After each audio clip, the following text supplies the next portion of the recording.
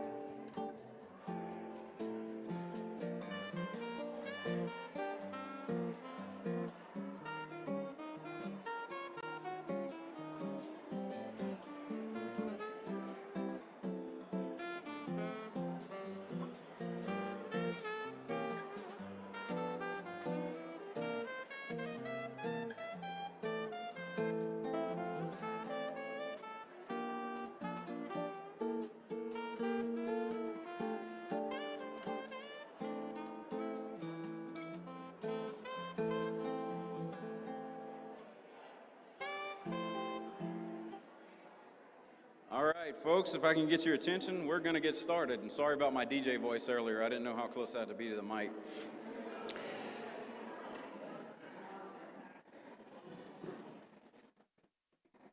Well, welcome, everybody, to the Children's Hunger Project Love a Kid Luncheon. We appreciate you taking your time. We are going to respect your time, so we are going to stay on a tight schedule.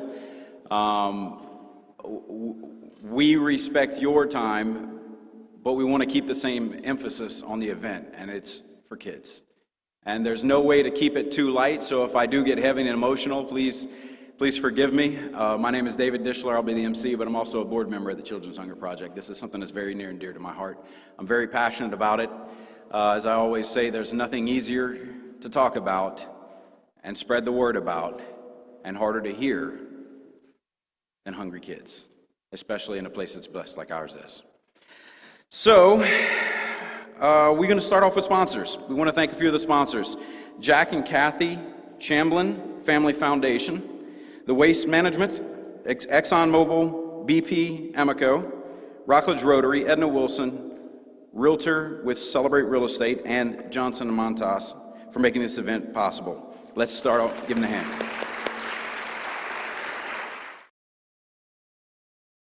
COVID, you see we've changed the event a little bit. We've only got 4 seats per table. Each plate was individually wrapped. We do ask that you respect the people around you. I did speak to someone earlier who this was the first time out, so we want to thank you guys that during something that's a little interesting on all of us that you came out for something so important. We're going to start out with an invocation, so I'm going to invite up our current chair, Ms. Karen Montas.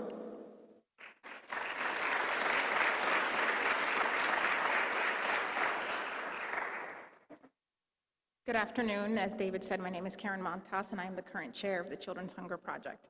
I want to thank you guys so much for being here. I get choked up just seeing a room full of people that are ready to love. I have the privilege of giving the invocation, and when I was preparing for it this morning, one of the things I was thinking about is, what are we called to do? We're called to love. So thank you for being here to love on these children. So please join me in a word of prayer. Heavenly Father, we thank you so much because you first loved us. Thank you for the privilege of being here, having this time of fellowship, and having the privilege to love on those in need. We ask that you bless the hands that prepared this food. We ask that you bless the food that we're about to eat. And Lord, we ask that you bless the hands that are going to be writing checks and willing to love on those kids that are in need. Thank you. And we ask these things in your Son's precious name. Amen. Thank you, Karen. All right, we're going to take a moment and recognize some of the people in the room. First of all, our sponsors. So, as I said, the Jack and Kathy Chamblin Family Foundation. Kathy Chamblin is not here today. She is not only just a financial supporter of the Children's Hunger Project, but she's also volunteers much of her time at the Children's Hunger Project. She was actually here yesterday helping us set up. So thank you, Kathy. Next, I'd like to thank Waste Management. We're joined today, and you can raise your hand as I say it, by Kim Smith. And I hope I don't butcher anybody's names. Tara Carapazza. Did I get close? Good. Tony Holloway. And Dina Ryder-Hicks from Waste Management. Thank you, guys. Also from ExxonMobil, we have Jonathan Saloom, who I met just previously. We also have BP Amico. Is anybody here representing it? We have Edna Wilson, Realtor. There she is. Thank you, Edna. And she's actually a recent new Board of Directors member, so thank you for that, too. And our friends at Rockledge Rotary. Do we have any Rotarians? I didn't see any. Okay. All right. Your beautiful chocolate strawberry gourmet cupcakes. That's big words for a Louisiana boy to say all at the same time. It's sponsored by Johnson Montas, PA. Thank you. We will go back home feeling sweeter because of Karen. And because of the generous support of these sponsors, the food sitting in front of you is completely paid for. That is absolutely huge. You know why? Because now you feel guilty and you have to write a check for a kid. So every dollar that you spend today, though, we don't have sponsorship levels we don't have money out of pocket to cover any of the expenses for today. Every single dollar that you give goes straight into an organization. That's huge. We also have some elected officials. Superintendent Dr. Mark Mullins. Is he here? We have School Board Katie Campbell. There she is over there. And Port Commissioner Robin Hathaway. Thank you, guys. And we also have some of our board members from the Children's Hunger Project, if you'd stand and wave. All right. And of course, our hardworking staff. Where are you guys at? Some of them are still out in the lobby. Y'all turn around and wave at them. We appreciate you guys so much. Next, I want to thank all of our volunteers. Listen, there's no secret. We went through quite a wild year this last year. 2020 was absolutely crazy, and what you may or may not know is that we actually had an emergency change of executive directors during that time and some staff changes. So it was absolutely wild at the Children's Hunger Project, but yet the volunteers, you guys, have stepped up in an incredible way. We went from serving in the summer, correct me if I'm wrong, it's something like for the year, it was something like 85,000 meals. And last year we served just over 200,000 meals. So if you imagine, yeah, that's incredible. So, the need ramped up because of COVID, but our need ramped up as well, not only financially, but in volunteers. And the volunteers in Brevard County, guys, we have one of the coolest freaking places here. People stood up, not only with their time, which is very expensive, but also with their checkbooks. And it allowed us to continue what we're doing on a massive scale, and that's huge. So I'm going to embarrass him, Dr. Mark Mullins. I just introduced you and you weren't here, so wave. He is here now. So that's absolutely huge to have that infrastructure step up in a way that we very much needed, and we're still able to feed kids.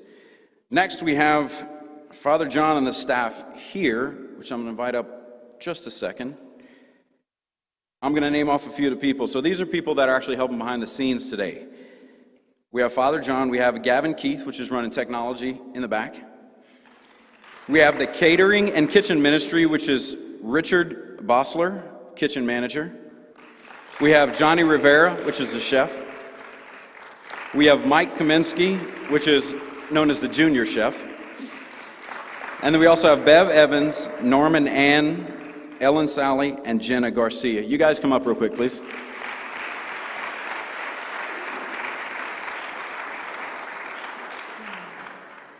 So a few people got together and put together some goodies for you guys to say thank you. So you got a big basket to carry back. We appreciate you guys.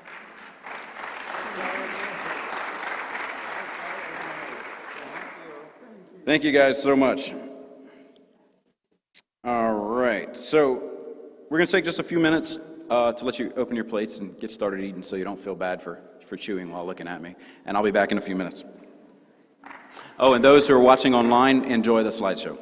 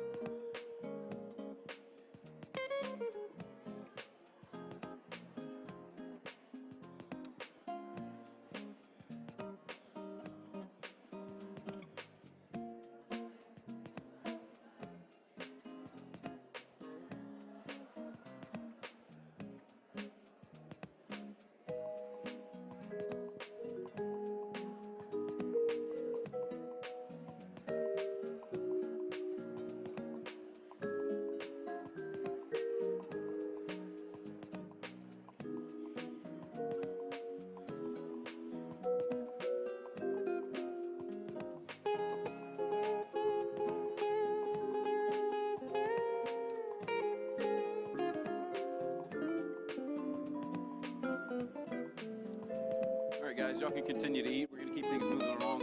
Father John, can I invite you up, please? I'm going to ask Father John to come up and say a few words.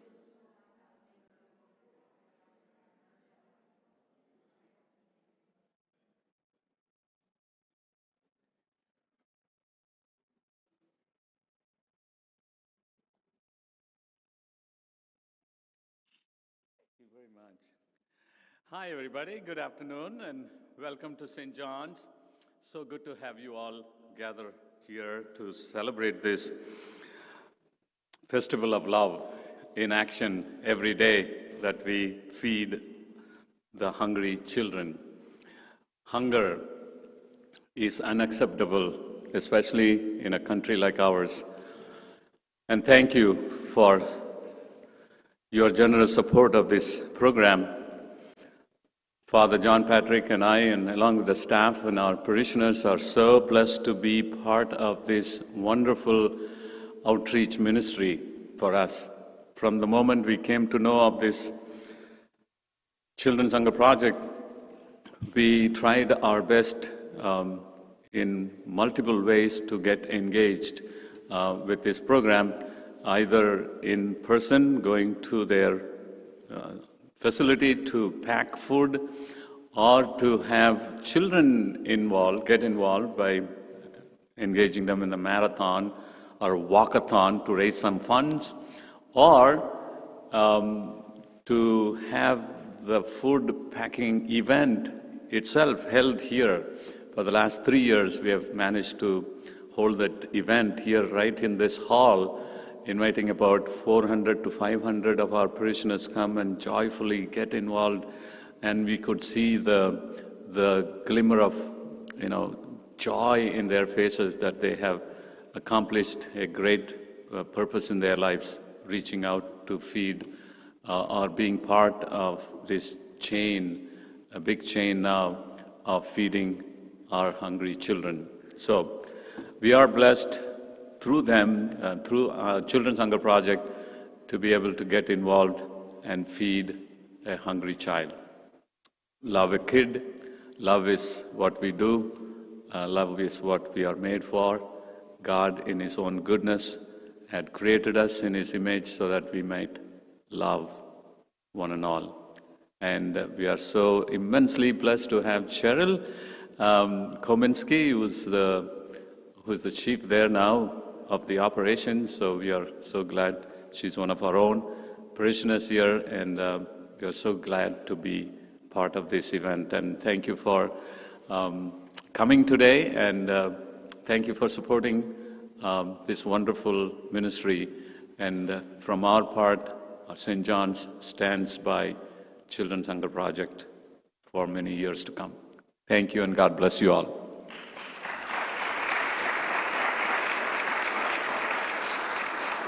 I'm watching you guys. Y'all are getting good at this. Y'all are like, how do I remain pious with food in my mouth and still look like I'm smiling? Yeah, it's good. Y'all doing a good job. Next, I'm going to invite up the Executive Director for the Children's Hunger Project to say a few words, Ms. Cheryl Kominski.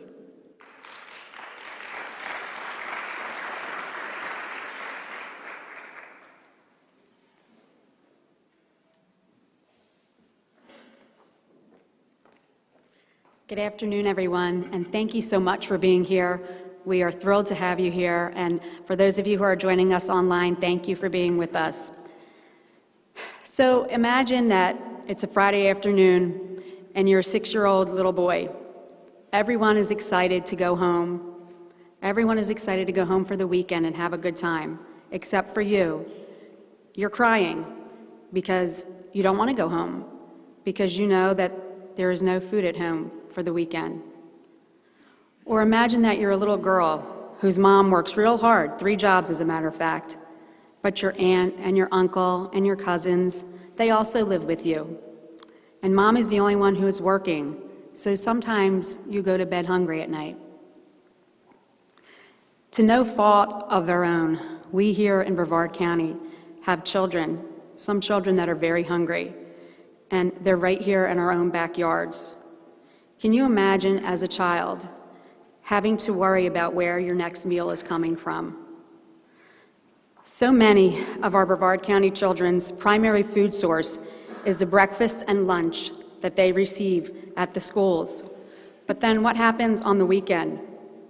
The Children's Hunger Project is here to offer hope to these children, the innocent ones that are caught up in tough situations. We provide weekend food packages, like you have on your tables, to our elementary school-age children who are at risk of weekend hunger. All of our food is packed and delivered by our wonderful volunteers to the schools. Once the food package hits the schools, it is up to the teachers and the administrators to make the tough decision of which child is going to receive a package. On Friday, before the children leave for school to go home for the weekend, our food package is placed in their backpack so that they have nutrition over the weekend. And they come back to school on Monday ready to learn.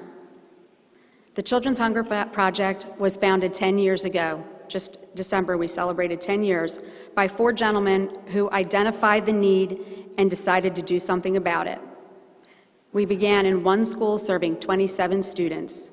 Right now, we are serving 2,500 children every week in 45 elementary schools. But the need continues to increase. We received calls just this week from 2 schools asking us to send more food packets. During the early days of the pandemic, when the children started remote learning, as David mentioned, we went from serving 2,400 students a week to almost 6,000 on a weekly basis. Our food budget went from $9,000 a week to $23,000 overnight. As David said, in 2019, we served over 80,000 food packets. 2020, feeling the effects of the pandemic, we served, as David said, 200,000. It is shocking to learn that over 50% of our children in Brevard County schools are on a free and reduced lunch program. The problem is that lunch on Friday is sometimes the last food, the last nutritious meal that a children will have. Over the weekend, 68 hours without proper nutrition. These children come back to school on Monday. They have trouble paying attention, trouble getting good grades. They have behavioral issues, and it's not because they're bad kids, it's because they are hungry. They'll be sick more often because they don't have the nutrition to properly fight off infection. We want to ensure that our children are well nourished so they can do well in school, so they can graduate from high school and go on to be successful members of our society. We are often asked so many times, why? Why does this happen? And there are so many reasons.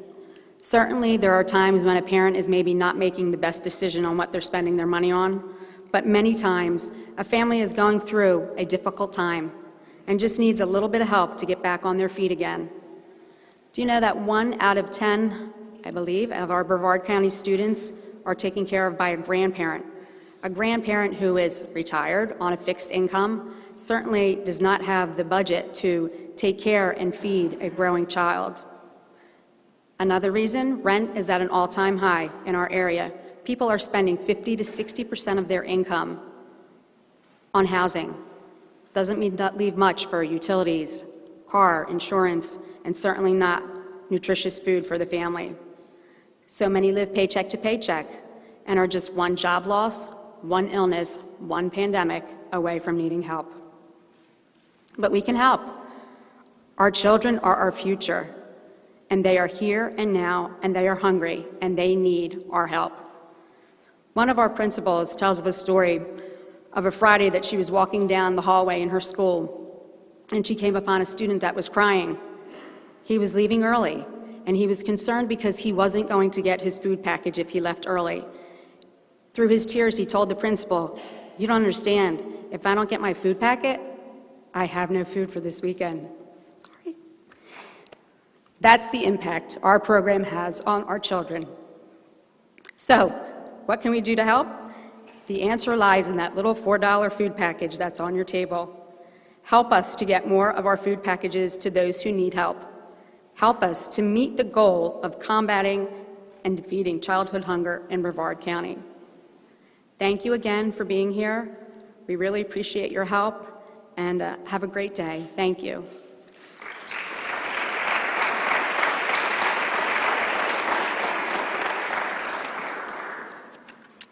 Thank you so much, Cheryl. You know, not just as a board member, but as a community member, I am very thankful for what the staff members of this organization do.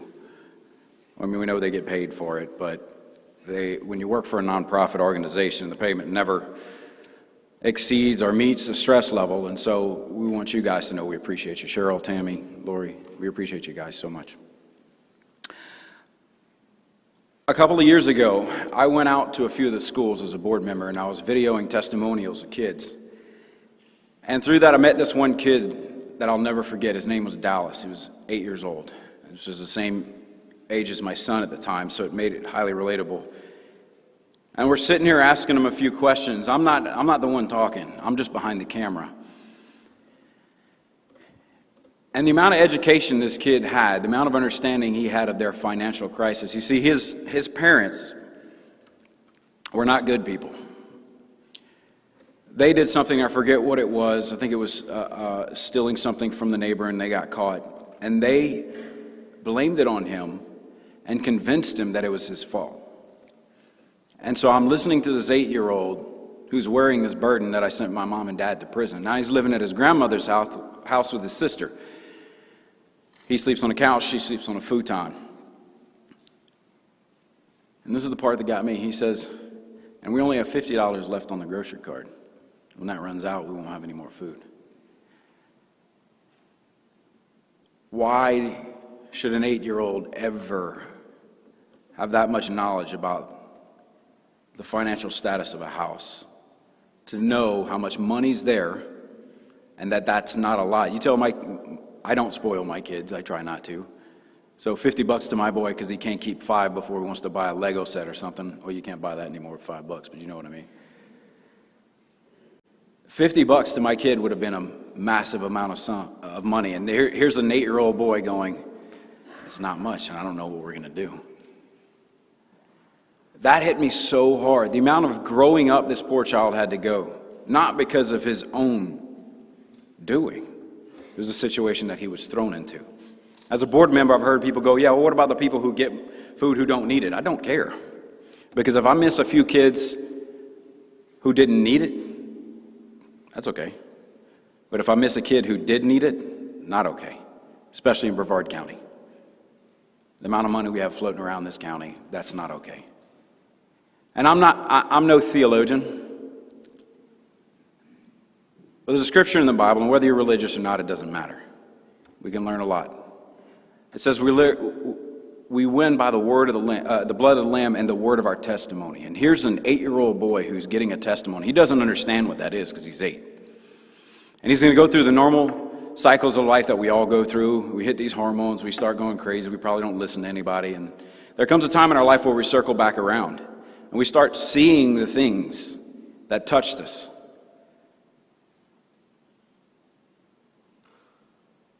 How powerful is that? That these kids one day are going to be able to look back. They won't see your face. They won't see mine. They won't know what car you drove up in, how much money you had in your bank account, or how big a check you wrote today. They're just going to know that somebody did something. That helped me to get through that time. And the law of reciprocity says that our human nature will require us to pay it back. There's going to be an urging, when you study it, in our biology. That pushes us to the point to where we have to do something, or we wear this weight of I got the heavy end and somebody else is getting the short end, so I need to do something about that. And so in a time where hate is running rampant for so many different reasons, and one of the greatest countries in the world, these kids are going through a testimony right now that they don't understand. Something that later on they're going to be able to look back and say, there are good people in the world. No matter where all the stuff that's floating around right now goes, they're going to be able to look back and say, somebody cared about me enough to make sure I wasn't hungry on the weekends. And that's going to matter to them. And they're going to say, there are good people. You are good people. We have that opportunity to not just feed a kid for a weekend. That's the short term. That's, as Simon Sinek would call it, the finite game. But an infinite game, you're starting a cycle of blessing people that are going to turn around and bless other people. And who knows where that'll end up. It may circle back down to somebody in your generations. So for that, I want to say you guys are awesome. Thank you for being here today for that. And understand that what you're doing is you're not just giving a kid a food packet. It's a human being that you could be changing their lives. And that's huge. Okay, so next we are going to look at what childhood hunger looks like in Brevard County. We've got a video. And are we ready for that? All right, so let's watch this video real quick.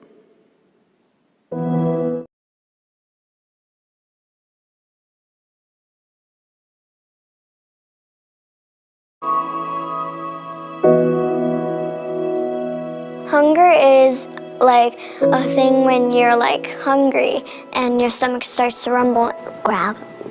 Growling. Like you're just really hungry and it's like, oh, I want something to eat. So at Endeavor, the home life for a lot of our students is challenging. The majority of our students are below the poverty line. A lot of them come from families that are struggling. We have a good size of our families that are in transition. They are either living with other family members or they're in shelters, or some of them have, we know, that are living in their cars. I live with my mom, my dad, and my 2 grandpas, and then my little sister, and then I have a dog. All of my family is separated. My dad lives in a house. My mom lives in Texas somewhere. My mom works to feed me, my brothers, and my sister, brother-in-law, and then the nephews.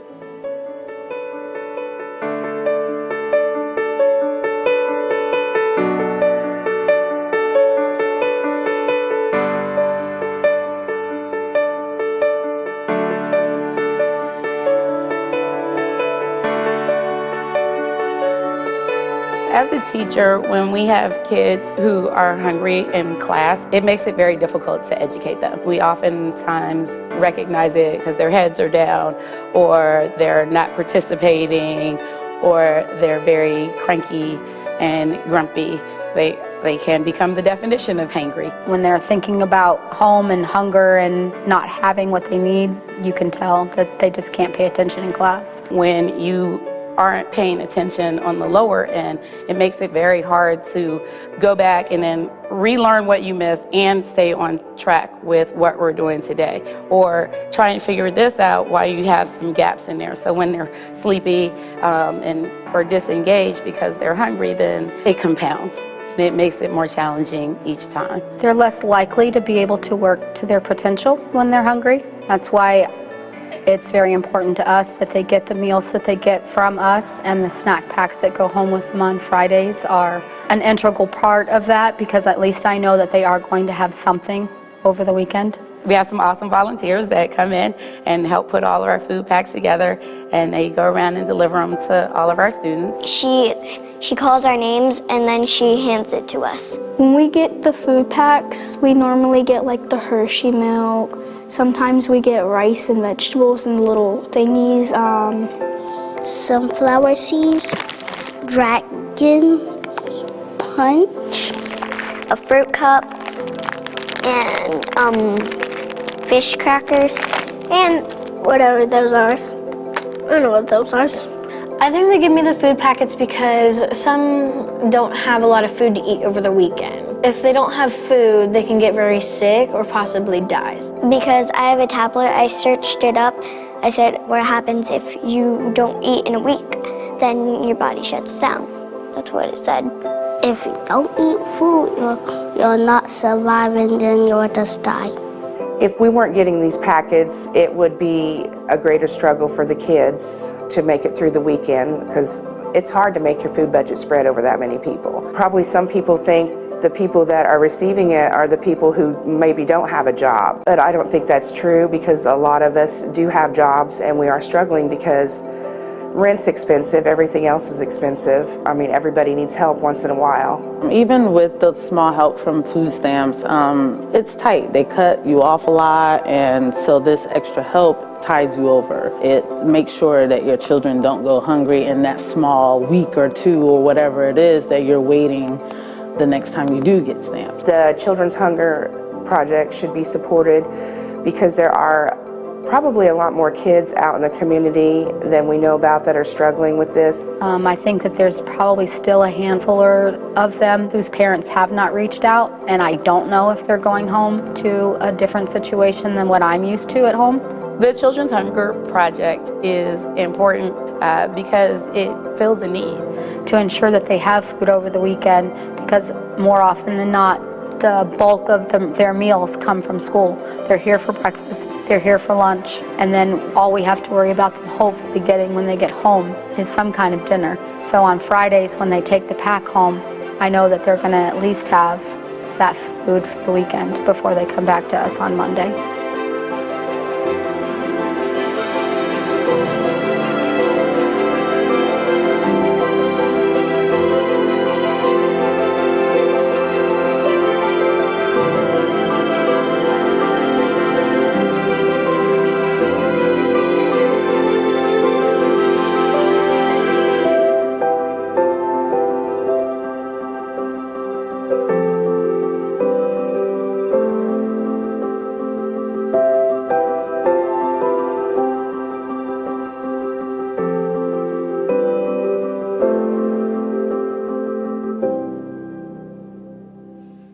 cool video. I love the simplicity of it. As our founder said, we keep it simple. We see a hungry kid, we feed a hungry kid. And I think that displays that very well. So we have a very special guest right now. I'd like you to meet Salvatore. He's a 4th grade student from Palm Bay Elementary. He's a student that's been receiving the Children's Hunger Project meals and has a little something he'd like to say to you. Come on up, bud.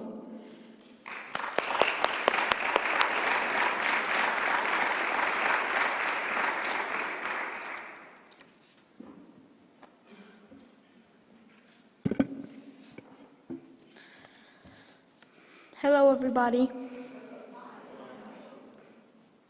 My name is Salvatore, and I'm in the 4th grade attending Palm Bay Elementary School. My favorite subject is math, and my mom likes math, and some of her DNA went into me. I also like art, and especially to draw Pokemon. I'm a pretty regular kid. If I could choose any food I want to eat, I would choose hot chicken wings. Not spicy hot, just hot, but I know I can't always have chicken wings, and I know I can't always choose when I'm going to eat. In my house, I live with my mom, my dad, and my little brother in the 1st grade. My dad isn't working right now because he's staying home to take care of me and my brother. My mom works full-time at a good job. During the school for COVID, my dad came up to the school each week to pick up food packs from the Children's Hunger Project. A few of our teachers were at the school each week to hand out food packs. They told me they saw my dad every week, so it was nice to ask about my brother and me, and knowing we were doing okay. My dad takes every opportunity to get us food, especially when that means he doesn't have to spend money. My dad has to save money for really important things like shelter and clothing. I know my parents have to pay for insurance and a car and gas. If we didn't have those things, my mom couldn't get to work each day. Food is important. If I don't have food in my stomach, it hurts, and I also feel hungry, and no one likes that. Sometimes when my dad used to bring home the food packs, I'll still be sleeping, I would wake up and he'd say, "I got food for you," and I would feel happy. Now that I'm back in school, the food packs are delivered to me by a teacher each week in my class, and a bunch of kids in my school get one too. I love the variety in the food packs. Sometimes there's SpaghettiOs and sometimes pastaroni. There's always juice and something to snack on. When preparing this speech, I learned that the Children's Hunger Project needs donations of money in order to prepare the food packs for kids. I've never really thought of that before. I think it would really be great if you could donate a bit of money to this program that helps kids in need for food. Have you ever heard that a little goes a long way? I've heard that. And if you donate, it can go a long way. Look at me, I'm a pretty awesome kid. Help kids like me so we can have a good future.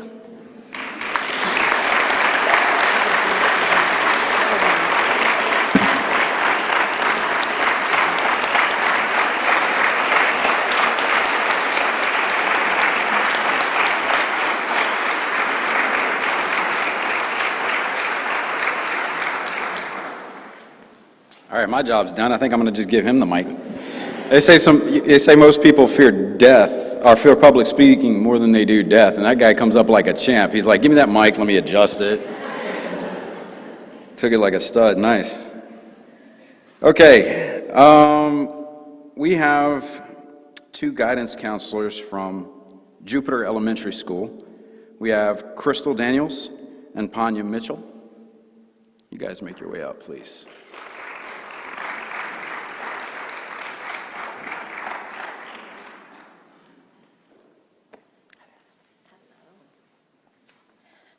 So y'all gonna do me like that and put me after him? Y'all could have had me up here any other time, but y'all gonna put me after him. Okay, I see how y'all are. So hello everyone, I bring you greetings from Jupiter Elementary School. And our principal and assistant principal are Sherry Troisi and Amber Olette. My name is Panya Mitchell, and my colleague Crystal Daniels is over there, and we are school counselors. And we are here to thank the Children's Hunger Project for the important and much-needed services that they provide to our students and many students in and around the Brevard County area. We say thank you, because without those weekly food packets, many of our children will struggle, and our families are struggling to provide those same steady meals that they get during the week from school on the weekends. You see, thankfully, our school receives free lunch for breakfast and lunch at our school. So our kids get free food, but because of the Children's Hunger Projects, they also can get meals on the weekend. We say thank you, because we can't get to the business of teaching and learning if our children are wondering where their next meals are coming from. Thanks to the Children's Hunger Project, our backpack meal kids know that they will not go hungry over the weekend, and they look forward to receiving those calls saying to come to the school counselor's office because we have something for them. According to the National Medical Association, nutrition is very important for every age, and children need proper nutrition to stay healthy and strong. Nutrition for children can help establish a foundation of healthy eating habits, and also nutritional knowledge that can help a child and they will apply it throughout their lives. These food packets are essential and an intricate part of Jupiter and the many families that we have that come to rely on these food packets. You don't know how good it feels to talk to a mom who's saying that her and her children are struggling, and for me to be able to say, hey, this amazing organization called the Children's Hunger Project has blessed our school with some weekend meal packets for the children. Do you think that would be something that you're interested in? And then to hear the mom crying on the other line because this seemingly small gesture has just lifted some of the heavy weight off her shoulders. To see the happy faces and to hear the, I love that, or, oh, we get face masks too, and, oh, I love getting these over the weekends, brings so much joy and happiness to us, because in that very moment, we know that the students really need this. And thanks to the Children's Hunger Projects, we are able to meet that need. One particular student that rarely talks, she's a selective mute, and I made the mistake of one time she actually said hi to me, and I was like, oh my God, she spoke to me. And she did not speak, she has not spoken to me in like 3 years, but she does wave and stuff, but I got so excited. So this particular student, this year when we came back, she went to her teacher and she wrote a note. And she wrote a note to the teacher saying that, can you please tell the school counselors that me and my brother and my sisters want to receive the meal this year? This student doesn't talk. She only waves. But she advocated for herself in that moment to make sure that her brother, and her sisters were able to get those meals again that year. And even though she still doesn't talk, but she does come into my office, she gives me this big wave and this big smile as she looks through the packet to see what she's getting that week. And this is what the Children's Hunger Project has done and given our families. Children who are hungry have a difficult time thinking and concentrating. They can also have behavioral problems. I mean, how many of us can relate to being irritated and moody because we're hungry? Now think about what that does to a child who doesn't have the means to go and buy food for themselves. The Children's Hunger Project is critically necessary for the 40 students who are lucky enough to receive those meal packets on the weekend. We are beyond grateful and beyond thankful for everything that you all are doing here at the Children's Hunger Project. And we would love to even receive more meals because it's very difficult to have to discern on who can get a meal and who can't. And we don't like to turn away families, especially in the time of COVID. We know what that has done to different families. So again, I say thank you to you all for all that you do and all that you have given our families at Jupiter Elementary School. We are thankful and we are beyond grateful. Thank you.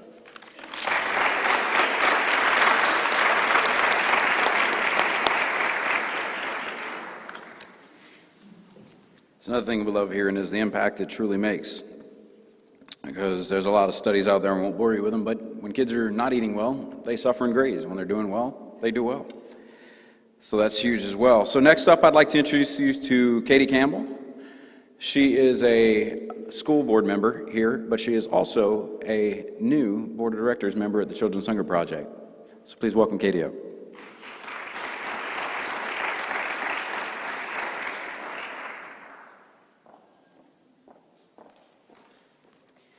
Thank you, thank you.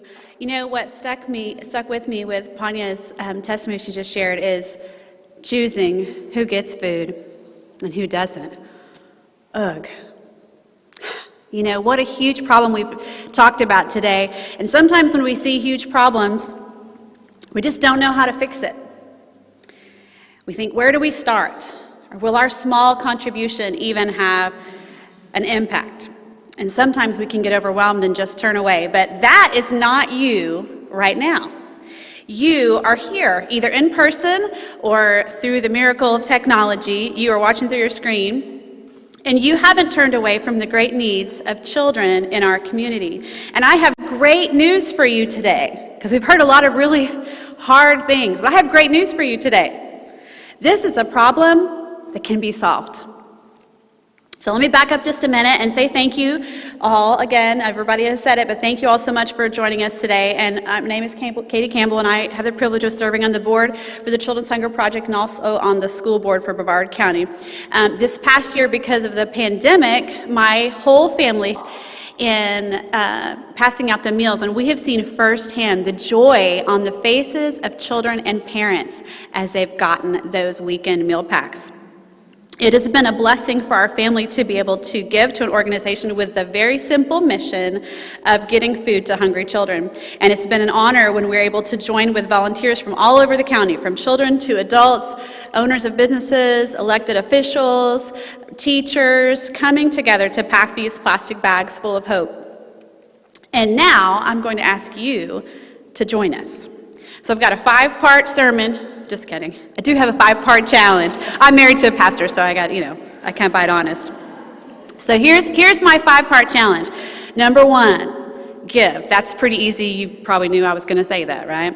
Give. That's why you're here. We need you to add your dollars to the dollars of people and businesses across this county to accomplish the simple mission of eliminating childhood hunger in Brevard.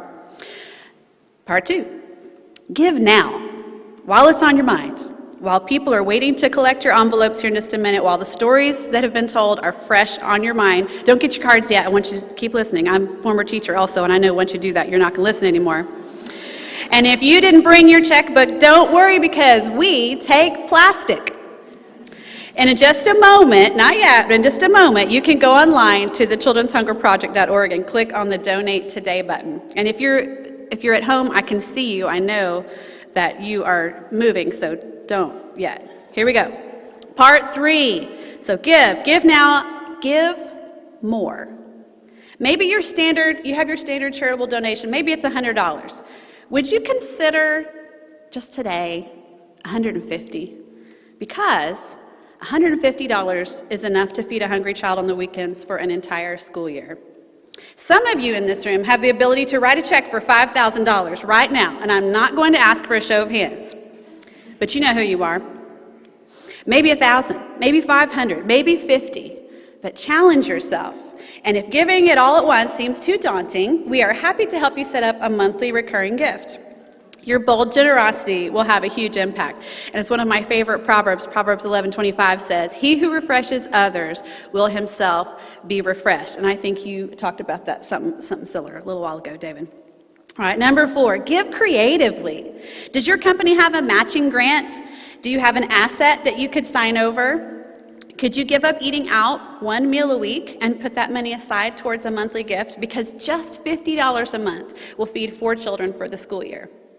And lastly, and this may be the most important for many of you, give yourself. There's something wonderful about coming together with 10 of your friends or coworkers or even 10 completely total strangers and working together for a few hours to pack food. If you're a little competitive, you'll really enjoy it because they'll tell you what the record is for the most meals packed in 2 hours, and you will work your tail off to break it. We broke it, and then I found out a couple weeks later that it got broken again, so I have to go back and try to up the game a little bit. But the Children's Hunger Project, which has a very limited staff to focus all the dollars on purchasing the food and getting it out, volunteers are who keep this mission going. So please make sure we get your information on that card that you're about to fill out, but not yet, so that you can see when volunteer opportunities come up. You could even organize a packing party for your group. Please also spread the word. This may be your first encounter with the Children's Hunger Project, but we don't want it to be the last. So here we go. It's game time. Now, look in front of you. If you're here with us in person, there is an envelope in front of you with a pen and a pledge card inside. We're going to ask you to please fill out your name, your address, your telephone number, your credit card information if that's the way you choose to give, and your gift amount, and return your pledge card to the envelope, and a board or staff member will come and collect it from you. For everyone joining us online, or if you're here and you want to keep it simple, please pull out your phone and go to their website, thechildren'shungerproject.org/donate.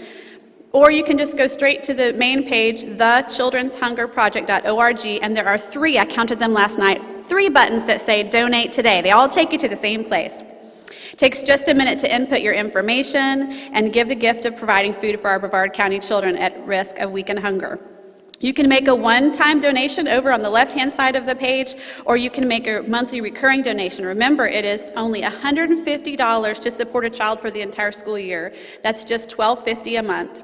$50 a month will feed 4 children every weekend throughout the school year, or a $1,000 annual donation, which is just $84 on a monthly basis, will ensure that 7 kids will be fed on weekends for an entire school year.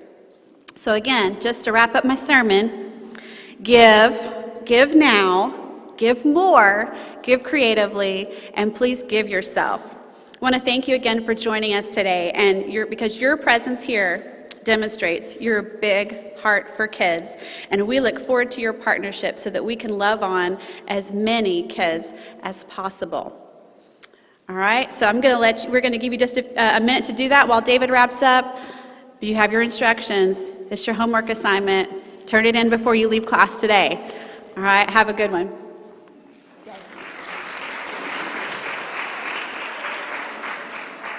Don't lie, y'all glad they brought up a few ladies. I've been told to have a resting face, so it's nice to get some pretty ladies up at the microphone to look back at y'all. Let me go again and thank our sponsors. Again, the Jack and Kathy Family Foundation, Waste Management, ExxonMobil, BP Amoco, Edna Wilson Realtor with Celebration Real Estate, our friends at Rockledge Rotary, and Johnson & Montas, PA. Again, these wonderful sponsors have covered the entire expense of this event, so your support today can go straight to the children. Your yummy desserts were provided by Melbourne High Culinary Program. Yes, and they're good every single year. And we hope you'll join us next year for the Children's Hunger Project Luncheon. And hopefully we'll be able to report that that number of kids that aren't getting fed is getting smaller and smaller, and who knows, maybe even 100% covered. Thank you all for spending your lunch with us. We hope you have a wonderful and blessed day.